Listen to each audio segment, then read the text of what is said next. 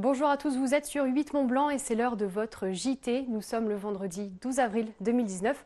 Tout de suite, les titres. Des Gilets jaunes étaient rassemblés ce vendredi devant le tribunal de Chambéry. 2 d'entre eux étaient jugés pour avoir violenté un agent de la ville lors d'une manifestation en décembre dernier. Les précisions de Victoria Lopez juste après les titres.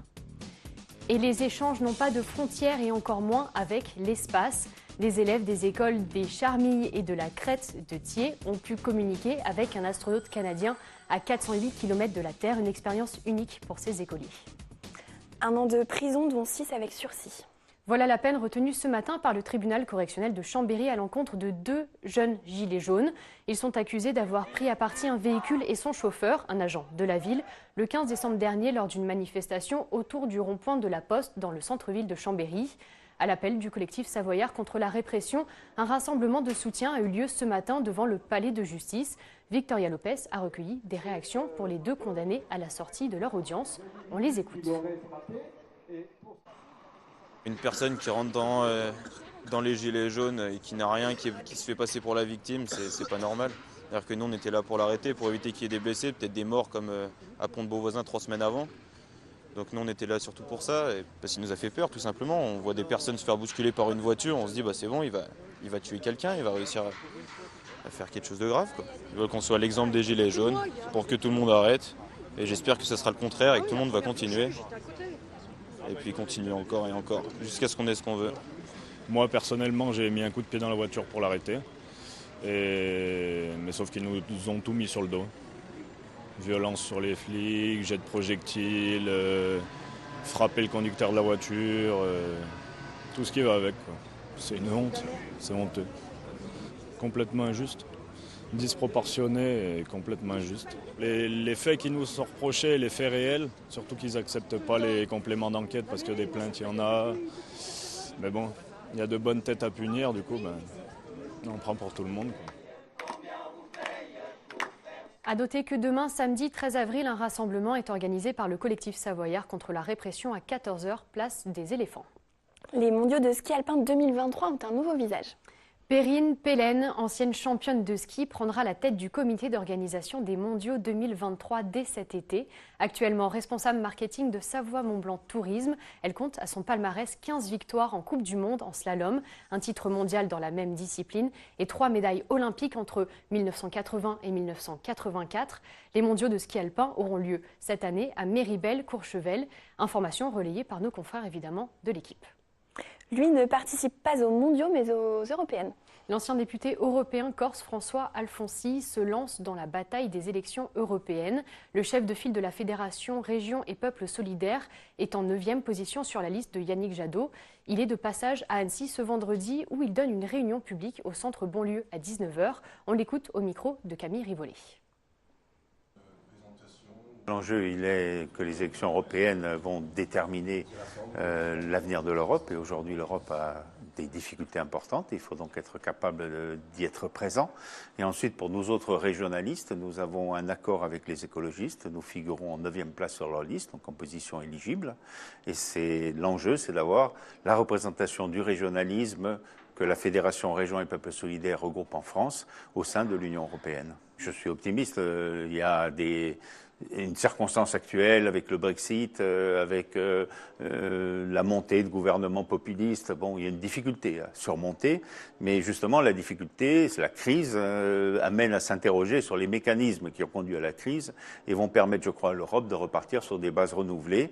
Et le renouvellement de ces bases, la partie qui pour nous est essentielle, c'est la démocratie territoriale. Faire en sorte que les territoires aient davantage de place par rapport aux États, car aujourd'hui les États étouffent la construction européenne. Un moment en apesanteur pour des écoliers. C'était un événement très attendu par les élèves des écoles de Charmilles et de la Crête de Thiers. Ils ont pu s'entretenir en direct depuis l'espace avec David Saint-Jacques, un astronaute canadien. Camille Rivollet était présente lors de cet échange, gravé pour de nombreuses années dans la tête de ces écoliers. Reportage. Bonjour David, c'est Nolan. Est-ce que vous avez du mal à respirer dans l'espace over? C'est Roxane. Combien de temps faut-il à la fusée pour arriver à la station spatiale Over? Les questions s'enchaînent. 20 au total vont être posées par les élèves de 2 écoles de Thiers. Les enfants sont en communication en direct avec l'espace. Ils écoutent captivés les réponses de David Saint-Jacques, un astronaute. Nous déplaçons à plus de 8 km par seconde. En ce moment, je suis au-dessus du nord de l'Espagne et dans 5 minutes, je vais avoir déjà traversé la France. À vous. L'astronaute canadien est dans l'espace depuis le 3 décembre 2018. Les enfants suivent son parcours depuis longtemps. La communication est possible grâce à une station radio amateur belge et surtout grâce à la maîtresse à l'origine du projet. Depuis le début du projet, ils sont très enthousiastes. C'est vraiment quelque chose qui fait rêver tous les élèves. Et c'est vrai qu'au départ, j'avais pensé surtout à mes élèves de CM1 et je me suis rendu compte en partageant ce projet avec d'autres classes que les petits, je dirais même à partir de la grande section, et là donc il y a des enfants de 6 ans au CP, ils sont passionnés par ce domaine et ça leur permet de développer des apprentissages, mais pas seulement en sciences, dans le domaine du langage, dans le domaine de l'écriture, c'est très stimulant. Voilà. Bonjour David, c'est Martin. Pourquoi avez-vous voulu devenir astronaute? Over. Bonjour Martin. Quand j'ai vu des photos de la Terre vue de l'espace quand j'étais un petit garçon, L'échange dure un peu plus de 10 minutes. Après ce laps de temps, la communication avec la Station spatiale internationale est coupée car plus captée par les ondes. Les élèves de 6 à 10 ans attendaient ce jour avec impatience et sont émerveillés d'avoir pu parler avec un astronaute. Il m'a répondu que c'était pour faire des expériences, regarder dans l'espace, prendre des photos. J'ai appris beaucoup de choses, à quelle vitesse allait la station spatiale. Quel entraînement avait subi David Saint-Jacques.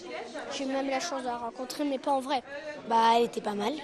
Moi, c'est une rencontre inoubliable. Les élèves vont continuer de suivre le parcours de David Saint-Jacques puisqu'il sera de retour sur Terre qu'en juin prochain. Une chose est sûre, cet après-midi-là, les enfants ont eu des étoiles dans les yeux. On part du côté d'un escape world en Suisse. Votre mission, si vous l'acceptez, est de débloquer les mécanismes d'accès pour réactiver la turbine centrale d'évacuation de l'ancienne forteresse militaire. C'est le jeu qui vous est proposé dans cet Escape World Vernaya. Entre 8 et 18 joueurs, sensation garantie. Juliette Vincent-Seigné a testé cette activité pour vous. Alors, s'en est-elle sortie? Réponse tout de suite dans ce reportage. Je me trouve devant l'Escape World à Vernaya en Suisse, juste à côté de Chamonix. Donc là, ce sont des grottes qui ont été aménagées derrière moi. Ce sont une ancienne forteresse militaire où un véritable Escape World a été aménagé. Donc qu'est-ce que c'est un Escape World? C'est différent qu'une Escape Game. En fait, là, il ne suffit pas de trouver la clé pour sortir d'une pièce, mais en fait, c'est un réel univers qui m'attend. Ça promet de réelles surprises. Bienvenue dans Mystera. Votre mission du jour sera de trouver comment réactiver la ventilation suite à une grosse panne créée par une recrue un peu indélicate. Bonne chance, c'est à vous de jouer. Je me faufile dans le tunnel. Par un escalier, on accède à une des premières salles. Je me retrouve coincée, la grille est bloquée. Je dois résoudre un mystère et activer des mécanismes pour accéder à la prochaine salle. Au fur et à mesure du parcours, je dois réaliser de nombreuses expériences. Au bout d'1 heure et demie, je termine ma mission. Alors maintenant que j'ai branché le câble, la ventilation devrait fonctionner.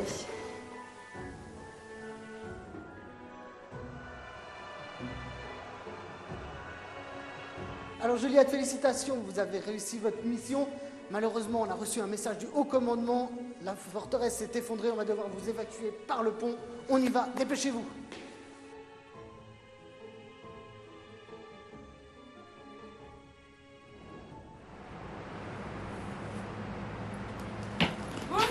On ne peut plus sortir par la sortie principale, comment je dois faire? Bonjour.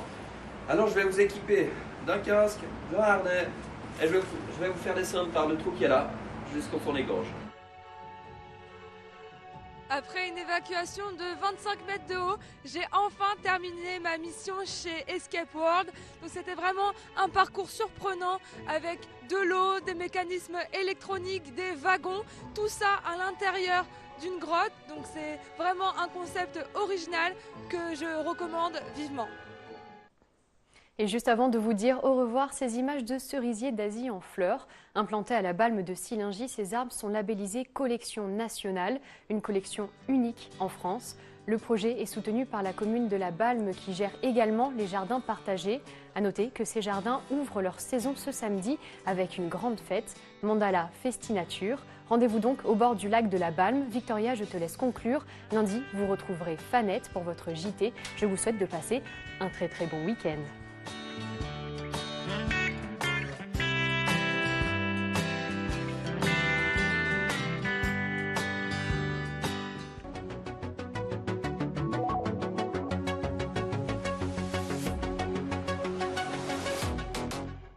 Et voilà, Accès Direct, c'est terminé pour cette semaine, mais restez avec nous. Si vous nous regardez en direct, vous retrouvez à 21h Carpe Diem, l'épisode 16, destination la région de l'Araucanía au Chili pour une session de freeride à couper le souffle.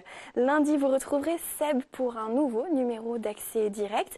Il recevra un représentant du pôle Excellence Bois et puis la créatrice de la toute jeune marque Made Nature qui accompagne les sportifs dans leur pratique.